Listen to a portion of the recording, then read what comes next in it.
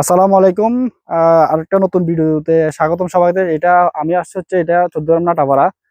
এখানে যে দেখতে পাচ্ছেন আধুনিক পদ্ধতিতে সবজি চাষ হচ্ছে। এখানে আমাদের অত্র উপজেলার একদম সুনামধন্য কৃষক শাহাবুদ্দিন ভাই, উনি এই প্রজেক্টটার মালিক, উনি কাজ করতেছে দেখতেছেন। এই যে আমি আজকে আপনাদেরকে এই যে মালচিং পেপার পদ্ধতি বা এই যে সবজি চাষের যে A to Z কিভাবে করতে হবে, কিভাবে করা যায়, সবকিছু ওনার কাছ থেকে আপনাদেরকে তুলে ধরবো। সবাই ভিডিওটা অবশ্যই দেখবেন ধৈর্য সহকারে। শাহাবুদ্দিন ভাই, কি অবস্থা, কেমন আছেন? তো কি অবস্থা, কি করতে আছেন? এগুলো আসলে ওই যে খুব বেশি তো পাশে ধান ক্ষেত। ধান ক্ষেতের কারণে অনেক পোক আছে, আর বায়ন ক্ষেত যারা করে তারা জানে বায়নের সমস্যা কি। আচ্ছা, আমি আপনার কাছে যে বিষয়টা জানতে চাচ্ছি, আমি দেখলাম যে সচরাচর মানুষ এই যে সবজি চাষ করে এভাবে আমি আসলে আমাদের উপজেলায় কোথাও দেখি নাই। কয়েকটা গ্রামে হয়তো কয়েকজনের করছে, কিন্তু আমি এখানে এসে দেখলাম যে আপনি একদম ব্যতিক্রম ভাবে মালচিং পদ্ধতিতে করতেছেন। এই আইডিয়াটা আপনার করতে গেছে?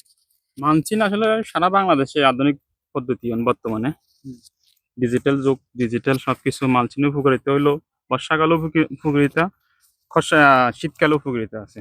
এই জিনিসটা হলো মালচিন ঘাস না ওঠে আর মাটির তস থাকে, সবসময় তস থাকে। তো তসের কারণে মালচিনটা ইউজ করে। আর ঘাস আর লোকের যে সংকট, কৃষিকাজের জন্য লোকের সংকট বেশি, অন্যান্য কাজে যায় কিন্তু কৃষিকাজের জন্য লোকের সংকট বেশি, এই কারণে মালচিনটা দেওয়া।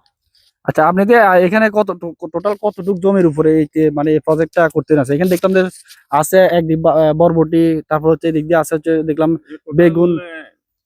1.5 একর হবে মনে হয়। হ্যাঁ, 1.5 করছে। তাই আপনার এখানে টোটাল ইনভেস্ট কেমন কেমন হচ্ছে? 2.5 লাখ টাকার মতো।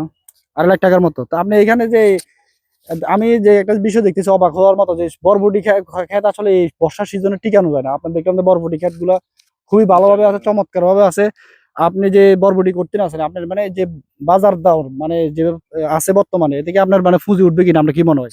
না, ইনশাল্লাহ আমি এই টাইমে জানি, এই টাইমে সবাই বরবটি করে না, এই জন্য আমি বরবটি করছি এই টাইমে। আমার অভিজ্ঞতা আছে আজ থেকে আরো 4 বছর আগের থেকে। এই টাইমে আমি বরবটি লাগাইছি 80 টাকা, 70 টাকা, 80 টাকা, 90 টাকা বিক্রি করছি। এই জন্য আমি ওই সেপ্টেম্বরের 15 তারিখে লাগাইছি। আমি প্রতি বছর সেপ্টেম্বরের 15 তারিখে লাগাই। এখানে আরেকটা জিনিস দর্শকের উদ্দেশ্যে বলতে চাই, সেটা হচ্ছে যে যে আপনি যদি কৃষিতে যদি ডাইমেনশন করেন, যেটা হচ্ছে একটা ব্যতিক্রমী, মানে যে সচরাচর সব সময় যে জিনিসটা হয়, আপনি যদি একটু এর থেকে বের না হয়, যদি কিছু না করেন, নতুনত্ব কিছু না করেন, তাহলে আপনি কিন্তু লাভবান হতে পারবেন না। কারণ কৃষিটা আসলে এখন চ্যালেঞ্জিং। মার্কেটের যে প্রাইস বা মার্কেট যদি না বোঝেন, তাহলে কিন্তু কৃষিকাজ করে লাভবান হওয়া যাবে না। শাহাবুদ্দিন ভাই, আরেকটা প্রশ্ন হচ্ছে যে আপনি এখানে আরো দেখলাম যে আরো কি কি সবজি চাষ করতেছেন? এখানে সবকিছু আছে, বেগুন আছে, বটবটি আছে, আমাদের দেশি সিম আছে, তারপরে টমেটো আছে, তারপরে আপনার মিষ্টি কুমড়া আছে, লাউ আছে, ভেন্ডি আছে, বেগুন 2 জাতের আছে। সেটা দেখেন, এখানে কিন্তু ভ্যারাইটি বিভিন্ন একটা সবজি নিয়ে উনি কাজ করতেছেন, উনি ভ্যারাইটি ভাবে সবজি নিয়ে কাজ করতেছে। এতে হচ্ছে সবজি লাভ, এটা হচ্ছে ব্যতিক্রম ভ্যারাইটি ভাবে করার উদ্দেশ্য হচ্ছে উনি যাতে একটা যদি দাম কমেও যায়, আরেকটা যাতে উনি লাভবান হতে পারে, এই জন্য উনি ভ্যারাইটিস ভাবে করতেছেন নাকি, ঠিক না ভাই? জি, এটাই এগুলা এটাই আমার আমার একটা মনে হচ্ছে আর কি, মানে ভ্যারাইটিস ভাবে করা হচ্ছে। যে তারা বেকার আছেন, মানে কোনো কিছু করতে পারতেছেন না, বুঝতেছেন না আসলে কি করা দরকার, আপনারা চলে আসবেন। জায়গাটা আমি অ্যাড্রেস দিয়ে দিই, যেহেতু আমার ফেসবুকে ফলোয়ার হচ্ছে বেশি আমরা এলাকার। এটা হচ্ছে চৌদ্দগ্রাম নাটাপাড়া, একদম হাই রোডের সাথে। এখানে আসলে আপনারা ওনাকে পেয়ে যাবেন। তো বৃষ্টিও চলে আসছে। তো শাহাবুদ্দিন ভাই, আপনাকে ওনার সব আরো আছে, তাহলে আমি আরো অন্যান্য প্রজেক্টে আপনাদেরকে ভিডিও দেখাবো ইনশাল্লাহ। আর একটা শাহাবুদ্দিন ভাই, শেষ একটা প্রশ্ন আপনাদের, যারা বেকার আছে তাদের উদ্দেশ্যে আপনি একটা কথা বলেন। আগে এভাবে আসতো না, শিখতে হবে, দেখতে হবে, জানতে হবে, জানার পরে আসতে হবে। কৃষিতে জানা অনেক কিছু আছে। কৃষি জিনিসটা পুরোভাবে দেখলে হবে না, এগুলো জানা শিখে অনেক কিছু আছে, তারপরে যদি নামে তাহলে লাভবান হওয়া যায়।